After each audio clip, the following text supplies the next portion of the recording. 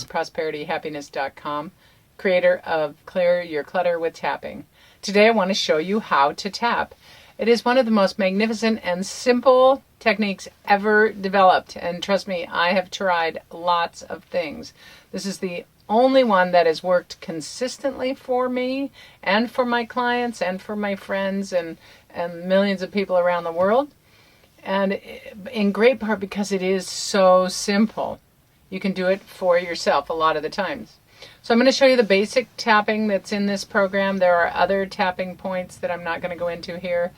But don't worry, the ones I show you are enough to get you started, to really start noticing some changes in your life. So I'm going to show you the points, and then I'll give you the brief rundown of what you could say if you wanted to use words. We start by tapping on the soft, fleshy side of the hand. In tapping, we call it the karate chop point. Because if you were karate chopping something, you would do it right there on that part of your hand. You can go from your right hand to your left hand to your right hand.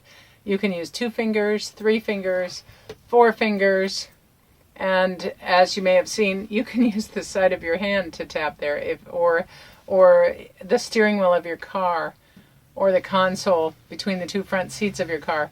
Whatever you can use to stimulate this point. And you don't need to tap very hard, just a gentle tapping. Okay? And really, when we get to tapping, there's no set number of taps, and it doesn't have to be a lot, just a few will get things started. This begins to quiet the fight or flight response that most of us are in most of the time. Okay, so after we tap on this for a bit and say a few things, then we go to the top of the head. At least this is the way I do it. Some people do it in a different order, but I like this way. Top of the head, we go about the crown of the head in a little circle, just so you're kind of tapping on both sides of your head. Okay. Then the next point is the eyebrow point. It's the inner eyebrow, right where your eyebrow ends. Not quite over your nose, right where your eyebrow ends. You can go right side, left side, or both sides together. I encourage you to begin to listen to what your body tells you to do. Okay. I'm a one-sided person for the most part, but other people I know do too. Next we go to the outer eye, which is right on the outer point of your eye, right there. Be gentle. Get as close to your eye as you can without poking yourself in the eye. Okay, very gentle. The next point is the under eye, and if you were to look straight ahead and line up with your pupil, be right under there. There's a bone right there. It's an orbital bone. Just tap gently on that bone. The next point is under the nose. It's between your nose and your lip. The next point is called the chin point, but it's not really on your chin. It's between your lower lip and your chin. I'll turn sideways so you can see. It's not really down here on the chin. It's right up here. And then we go to the collarbone point. You find your 2 collarbones. And with your fingers there, go down about 1 inch and out about 1 inch. And that's where you want to be tapping. Sometimes I do 2 sides with one hand. Sometimes I do this. Tap across the middle. This, for me, is a very powerful point, but you may find one point that really resonates with you. So in a pinch, if I can only do one, this is the one I usually do, either the karate chop or this one, but you may find another one that you like, that your body responds to even better, one of these points that I'm showing you. If one stands out for you, just use that as your go-to when you just have a moment. And the final point in our tapping round is under the arm. If you go to your armpit and you go down about 4 inches, or right where your one hand length down, right down your midline. If you had a straight line down the middle of your body, on the midline, tap down about 4 inches. You can go right to left, left to right, or you can even reach under like this. Okay, like monkey style. Okay, and then that's one round. We take a nice deep breath. And there are a couple things we're going to add to those tapping points, which I want to show you right now.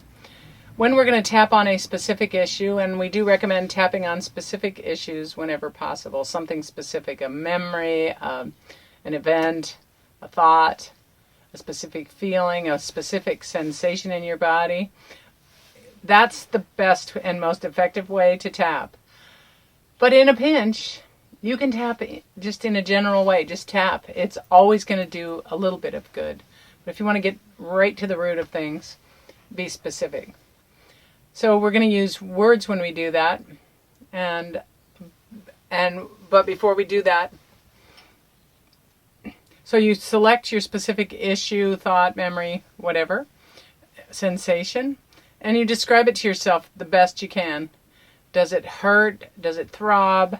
Is it in your chest? Is it in your throat? Does it feel constricted? Whatever words come to you. And I want you to rate the intensity of that specific feeling, thought, memory on a scale of 0 to 10. We call it the subjective unit of distress scale, SUD scale. 0 being not at all intense, 10 being totally intense. Like I said, it's totally subjective, but rate it before you start. And this is so that you can measure the results that you get. Because if you don't rate it, your mind is going to tell you that you get different results than you actually do. So when you're first starting to tap, it's always a good idea to rate. Let's say, for an example, you're feeling a constriction in your chest. And you rate that constriction at a 7 intensity. Just write that number down, 7, constriction in my chest. And we'll tap on that as an example. Then we're going to tap around. We're going to say something along these lines. You start on that karate chop point like I showed you, and you say, even though I feel this constriction in my chest, even though, fill in the blank, I feel this constriction in my chest, I deeply and completely love and accept myself. Or some form of that. I love and accept myself. I deeply love and accept myself. I deeply and completely love and accept myself. I deeply love myself. However you want to say it. But there should always be that acceptance phrase, especially when you're first getting started. So you're going to do that same phrase 3 times while you're tapping on the karate chop point. And then we do what we call a reminder phrase as you tap through those other 8 points. You say some phrase that reminds you of what you're tapping on. Top of the head, you can say this constriction in my chest, this constricted feeling in my chest, this constricted feeling at a 7 intensity in my chest, this constricted feeling, this constricted feeling, this constricted feeling, this constricted feeling, and under the arm, this constricted feeling. That's 1 round of tapping. It's so easy that you will be amazed at what it does. So then you take a nice deep breath.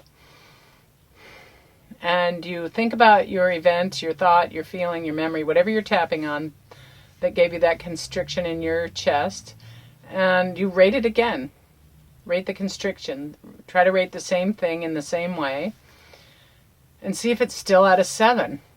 It may go up, because now you're focusing on it. Sometimes that happens. It may go down to a 6, a 5, a 1, a 2. I've seen it go from a 7 to a 0 after 1 round. It just depends. Or it may stay the same. Whatever it does is okay. Just make a note of it. Okay. Second round of tapping, you might say something like that. Even though I still feel this constriction in my chest, I deeply and completely love and accept myself. So you could say that 3 times and then say, this remaining constriction in my chest, this remaining constriction in my chest, I still feel this constriction in my chest, this remaining constriction in my chest, this remaining constriction, this remaining constriction in my chest, this remaining constriction in my chest, this remaining constriction in my chest. Something like that. It can be that simple. Then you take another deep breath. Think about your event or issue, whatever you're tapping on, one more time. And again, rate the intensity of that constriction in your chest.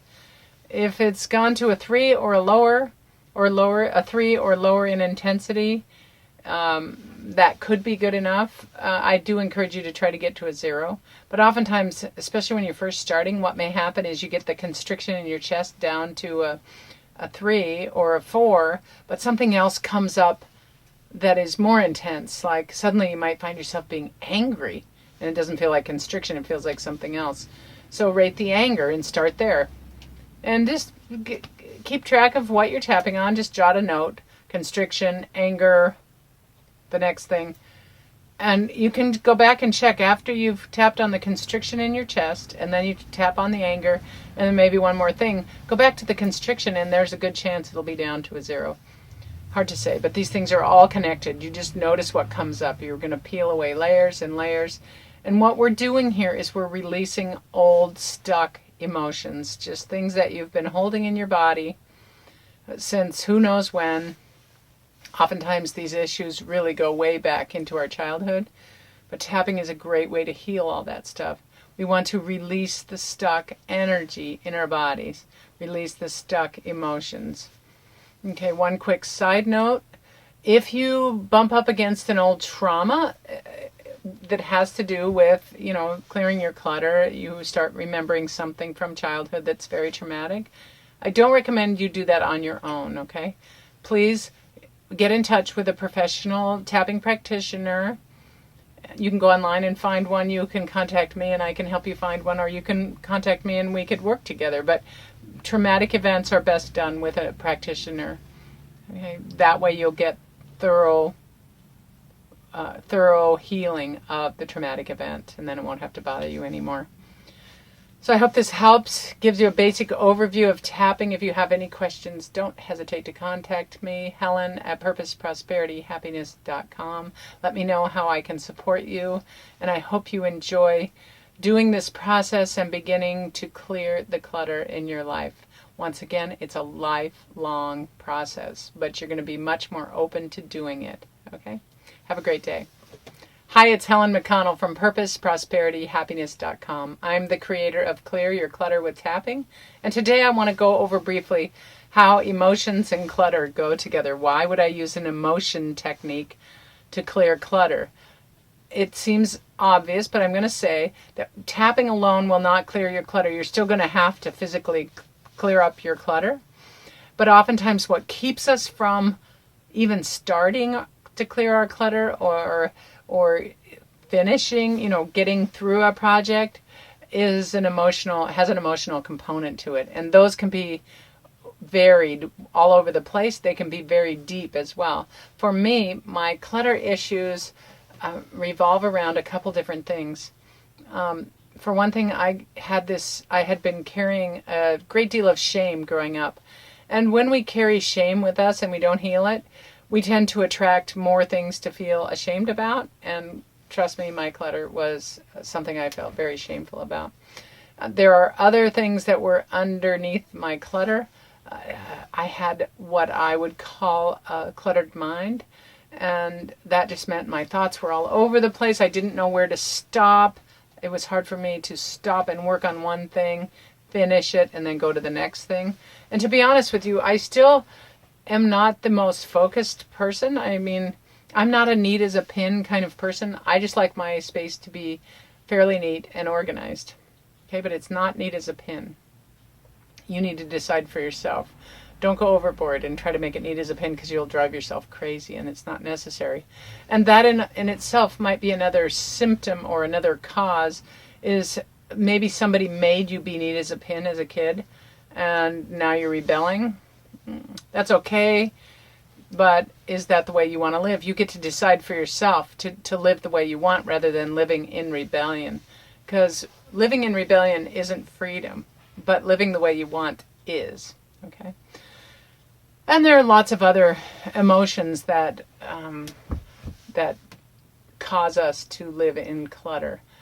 Emotions themselves often are reflected outwardly as clutter. Like, we don't want to feel our emotions. So if we had too neat of a space, we might have time to think and reflect. And a lot of people don't want to do that. Tapping makes that possible. Makes it possible to have a quiet moment, to have a neater space, to address our emotions and our feelings, no matter how bad we think they are. I'll just share a little bit of my personal experience that tapping has helped me through. I lived I gotta itch my nails just a sec. I was an alcoholic at a very young age. By the time I was 16, I was an alcoholic, and I managed to get through school and even have a career despite my alcoholism. But under the alcoholism was this deep pool of shame and a lot of really negative emotions. When I began tapping, which was many years after I'd gotten sober, and, I didn't find tapping till I was in my 50s. So there was a lot of stuff from my past that I'd been hiding away inside, afraid to look at. The way it felt to me, and it feels different to different people, but it felt like I had some deep, dark, horrible, horrible secrets that I was afraid to look at because I thought if I look at them, I'm going to die. And it turns out that's not true. Even the stuff that happened to me wasn't so horrible that looking at it and healing it was going to cause me to die, because here I still am. Not only am I not dead, but I'm much more vibrant than I was, much more whole, happy, comfortable in my own skin. So emotions are the cause of many effects, and clutter is an effect. In this program, Clear Your Clutter with Tapping, there are 15 different parts, and each one addresses a different aspect of clutter, a different kind of clutter, a different emotion about clutter. I encourage you to listen and tap along to all of them and go back and redo the ones that really relate to you. There may be some in there that you don't really think you need, but do them anyway, do the tapping anyway, and you're probably going to get some benefit from it. If you have any questions about tapping or Clear Your Clutter with Tapping, please don't hesitate to email me, helen@purposeprosperityhappiness.com. I look forward to supporting you through the process of clearing your clutter with tapping.